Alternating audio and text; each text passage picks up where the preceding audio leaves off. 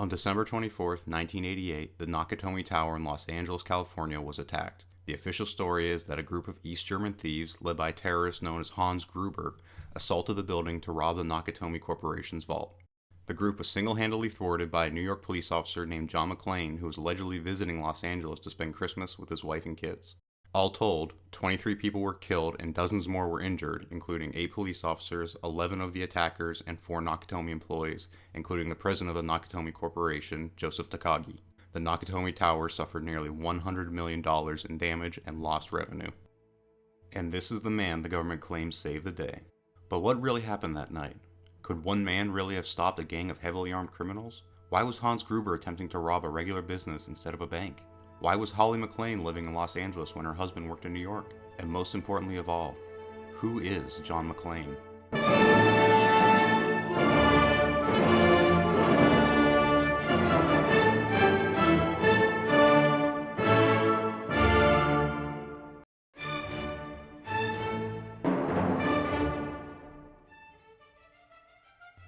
The Nakatomi Building is a 40-story skyscraper in downtown Los Angeles. It houses the North American headquarters of the Nakatomi Corporation, a multinational trading firm with an estimated value of $2.5 billion and over 5,000 employees worldwide. It specializes in financial investments and overseas holdings. Joseph Takagi was a Japanese-American immigrant and the senior vice president in charge of sales with Nakatomi. On the evening of December 24th, Joseph threw a party to celebrate a business deal that they had closed that day in conjunction with the company's Christmas party. Shortly thereafter, the building was attacked. After invading the building, the government alleges that Hans Gruber took Takagi upstairs to his office before killing him. Nobody can confirm the story because, conveniently, no other hostage was present in Takagi's office.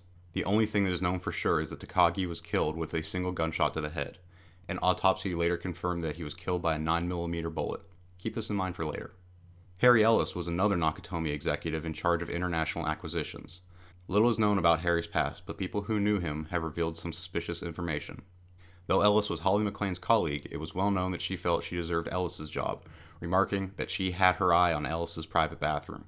In addition to this, it is known that Ellis had a crush on Holly and he had given her an expensive Rolex watch as a gift for closing the business deal. On the night of the attack, Harry was last seen going to talk to Hans Gruber in an attempt to stop John McClane from endangering the hostages. Harry spoke to John via walkie-talkie, and his last moments were recorded by a police radio scanner. Be warned, the recording is graphic. All right, John, listen. I want you to tell them what the detonators are. They know people are listening. They want the detonators, or they're gonna kill me. John. Shut up, Ellis. Just shut your mouth. Put Hans back on the line. Hans is not my friend. I just met him tonight. I don't know him. Jesus Christ, Ellis, tell them you don't know me. John, how can you say that after all these years, huh? John. Harry Ellis, who had a crush on John McClane's wife and had a job coveted by Holly McClane, was killed by a single 9mm gunshot to the head. Based on financial reports later published, 1988 was one of the most financially profitable years in the Nakatomi Corporation's history, due in large part to a huge and extremely lucrative business deal that was made that year. The exact details of the deal are unknown because Nakatomi has refused to release any information about it. However, from news reports that came out in the aftermath, we do know 2 very important pieces of information. First, we know that the deal was finalized on December 24th, 1988. Second, we know that 3 Nakatomi employees were directly in charge of arranging the deal: Joseph Takagi, Harry Ellis, and Holly McClane. 2 of these 3 people would be dead by December 25th.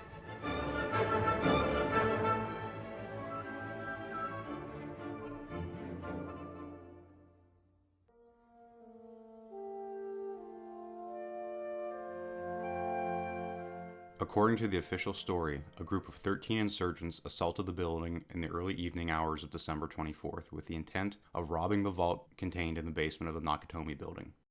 Allegedly, John McClane is responsible for killing 11 of the attackers, and Sergeant Alan Powell of the LAPD killed another. The group was led by known German terrorist Hans Gruber.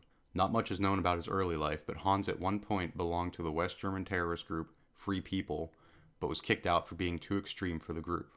Hostages have reported that when Hans took over the building, he cited Nakatomi's worldwide greed as a motive and later made demands to the FBI for the release of half a dozen imprisoned terrorist groups around the world. So why is the government saying that they were thieves? It is reported by John McClane that Hans's group only pretended to be terrorists in order to cover their heist. Why would he waste time pretending to be a terrorist? The simple answer is he wouldn't. None of Hans's actions are those of a thief, but all are hallmarks of a terrorist. Even more damning is the initial news report that came out during the attack. We've had an update on the terrorist takeover of the Nakatomi Building. Sources say the terrorist leader Hans may be this man, Hans Gruber, a member of the radical West German Volksfrei movement. It was only after the attack that the story was changed based on what John McClane claimed happened. And yet, Nakatomi did not report a single dollar missing from their vault. Isn't that convenient?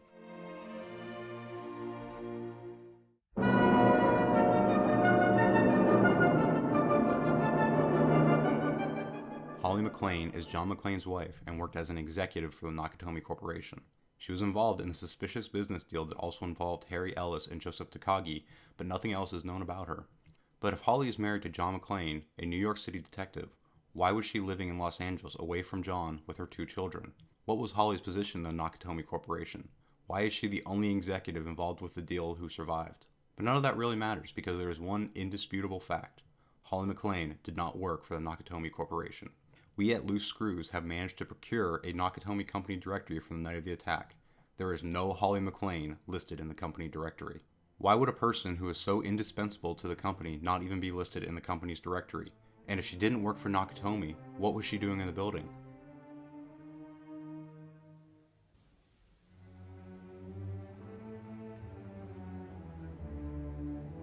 Approximately 30 minutes after the terrorists first began taking hostages, LAPD dispatch sent Sergeant Alan Powell to investigate the alleged disturbance at Nakatomi Plaza. Mayday, mayday. Anyone copying Channel 9? Terrorists have seized the Nakatomi Building and are holding at least 30 people hostage. I've already told you, this is a reserve channel. If this is an emergency call, dial 911 on your telephone. Otherwise, I'll have to report this as an FCC violation. Fine, report me. Come the down here and arrest me. Just send the police now. Powell initially responded that there was nothing to report, but a few moments later mysteriously began shouting, summoning backup and special response teams to the area. Instead of ordering McClane to stand down, the LAPD inexplicably allowed him to continue operating within the building, ultimately costing Harry Ellis his life. The police sent in a SWAT team who were all wounded, followed by an armored personnel carrier that was destroyed by multiple RPG rockets. No hostages reported seeing the terrorists carrying anything but guns, so where did the missiles come from? Perhaps there is a plausible explanation, but unfortunately we will never know because only 2 terrorists survived to the end of the attack. The first was an American known as Theo Gilliard Jr., a computer expert. It is perhaps a huge coincidence that Theo is the only American, and more specifically, the only African American that was involved with the group. Even more suspiciously, he was found in the parking garage away from the terrorists with no weapons on him and not a single hostage ever recalled seeing him. Despite this, Theo was convicted and sentenced to federal prison by a court in Los Angeles, which, a few short years later, would become the site of a series of riots protesting how minority suspects were treated by law enforcement. The second man to initially survive was Karl Vresky, a German who was allegedly Hans Gruber's second-in-command. Karl, well placed to give details about the group's plans and methods, was gunned down in the parking lot by none other than Sergeant Powell. Powell claims that Karl was attempting to shoot John McClane and other hostages, but unfortunately, Officer Powell has a secret history regarding such matters. In the 70s, Sergeant Powell shot and killed a child on duty, believing that the child was pointing a gun at him. The gun in question turned out to be a toy, and Sergeant Powell was taken off patrol for over a decade, but never formally charged with a crime. If Karl really did pull a gun with dozens, or possibly hundreds, of police officers at the scene, why was Sergeant Powell the only officer to have fired a shot? Unfortunately, we will never know, and any hope of finding out what really happened in the Nakatomi Building died with Karl.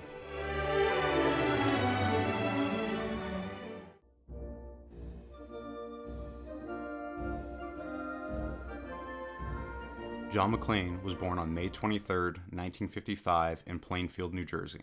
In 1977, McClane joined the New York City Police Department and despite continual discipline problems eventually rose to the rank of detective. On the night of the attack, McClane had flown from New York to Los Angeles to be with Holly McClane, who John claims is his wife. The official story is that John hid during the initial assault and then proceeded to methodically eliminate this terrorist single-handedly, armed with nothing but a service weapon. This story is not possible for several reasons. First, let's focus on McClane's alleged service weapon.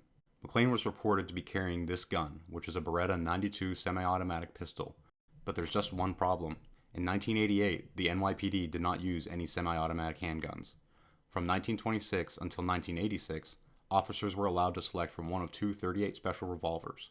In 1986, the department switched to the Smith & Wesson Model 64, which was also a .38 special revolver.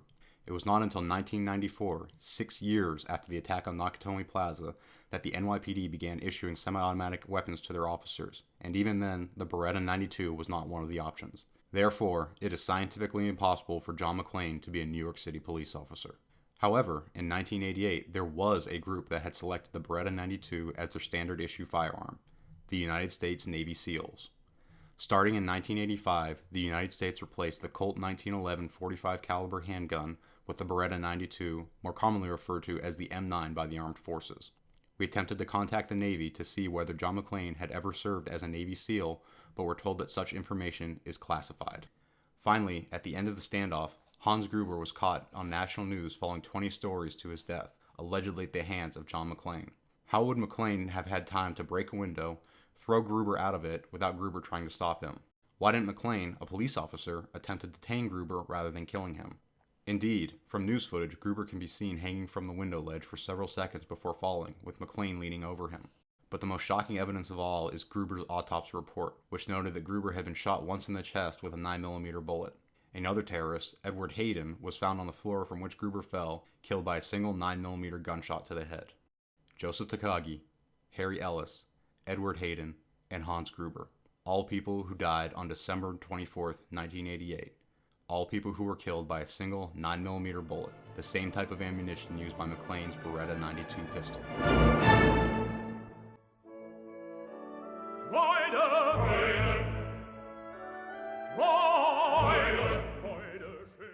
We will never really know what happened that night, but we believe the attack was orchestrated by the US government and pulled off with military precision. So why would the government order such a heinous act?